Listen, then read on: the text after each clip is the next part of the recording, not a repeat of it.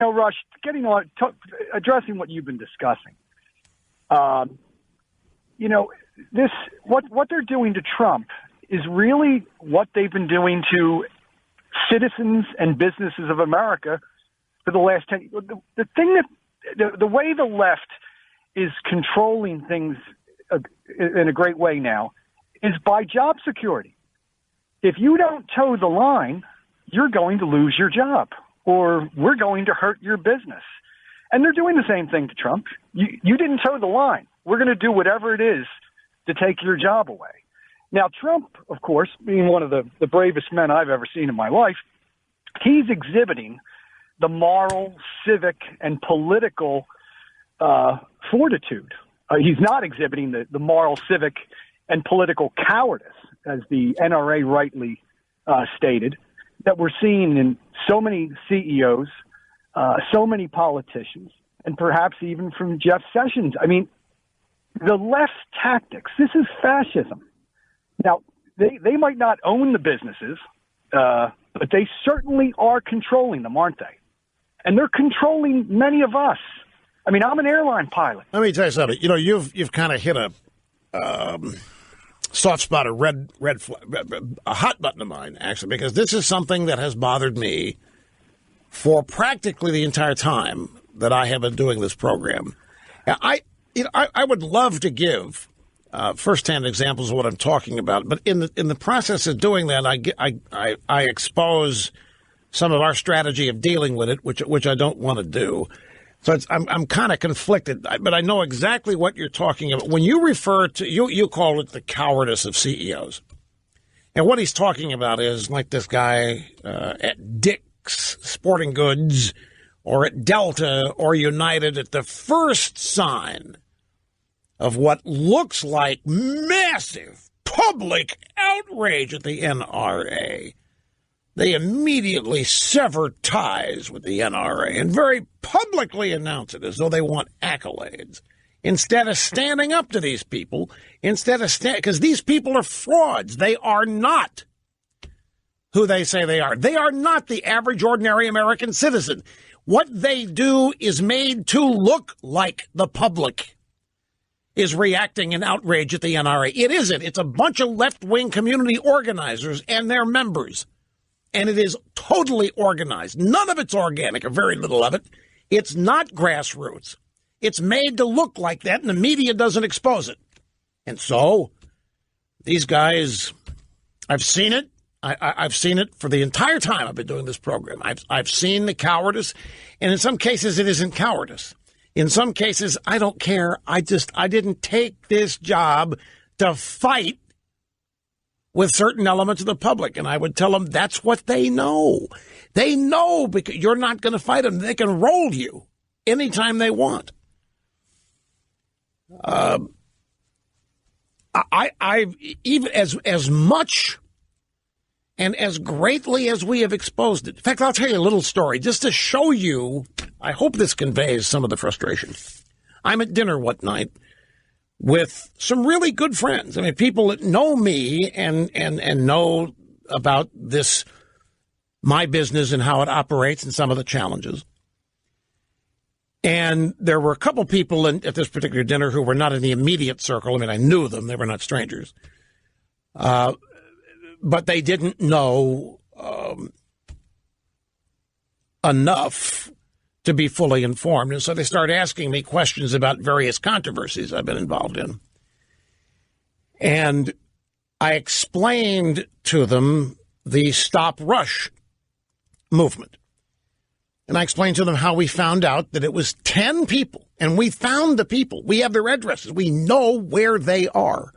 We know the algorithms they are using. We know who and what departments at Twitter they coordinated with. We found out how they do it all. There are 10 people that were able to make themselves look like, with a combination of algorithms and identity theft, they were able to make themselves look like tens of thousands of people. And they were primarily attacking, well, this is what I don't want to tell you, but they were attacking people who had no idea what was happening. They were attacking advertiser sponsors who had no idea what was said. They thought it was real. So we did the research. And we found out who these 10 people are. And they're all retired, and they're all elderly. And most of them are female. And 2 or 3 of them are retired college professors. And they do it from home, and it's all they do. Sit around all day on a computer and try to gum up the American political system by making themselves look like they are 50 to 100,000 people when they are 10. So I'm explaining all this. And one of my friends who knows all this says to me, so what does this matter? What's the big deal? How does it help you? So you learned this whole big deal. What did you do with it? I said, what do we do with it? We took it as a giant spreadsheet PowerPoint presentation to every damned advertiser to show them graphically and with statistics exactly how this was working. It was even hard to understand why we would go to the trouble of finding this out instead of just deal with it, is my point.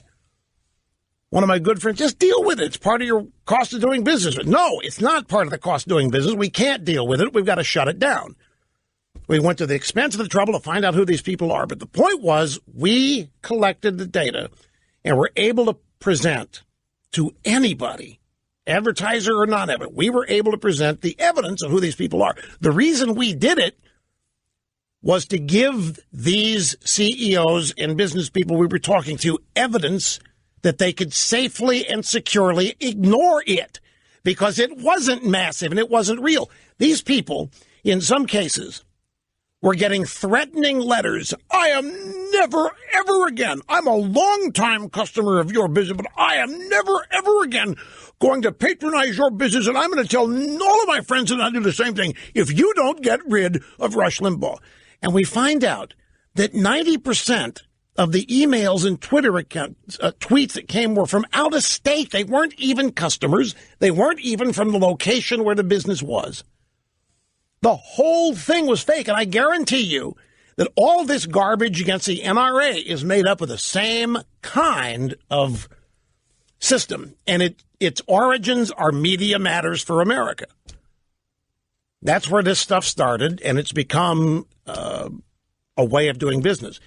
And they get away, because the media does not expose them, they get away with being assumed or portrayed as average, ordinary Americans. So like the Dick's Sporting Goods CEO, I guarantee you he doesn't know what I just told you. He thinks, more than likely, that there is a gigantic outrage among a majority of the American people, and for the sake of his business, he had better get in front of it and let them know that he agrees with them. And he doesn't know that he's being bombarded by bots. And in his case, I don't even know if he would now, if he were, could be demonstrated to him, if it could be proven, hey, man, you're falling for a trick. I don't know if he would change his mind, because nobody wants to admit they've been fooled like this. So it's but my frustration is that this has succeeded for years, despite it having been exposed. They succeeded. This is what got O'Reilly, folks. And I sat here and I thought, this does not have to work. But there were some people, no, we got it, don't worry. Hannity beat it back successfully. And finally, there are some people now institutionally doing it, but it frosts me to see it continue to work. Well, I know, and more people know exactly what this is and how literally phony and fake it is. Ask yourself this. Every time something like this comes up that advances the leftist agenda, there is a national outpouring.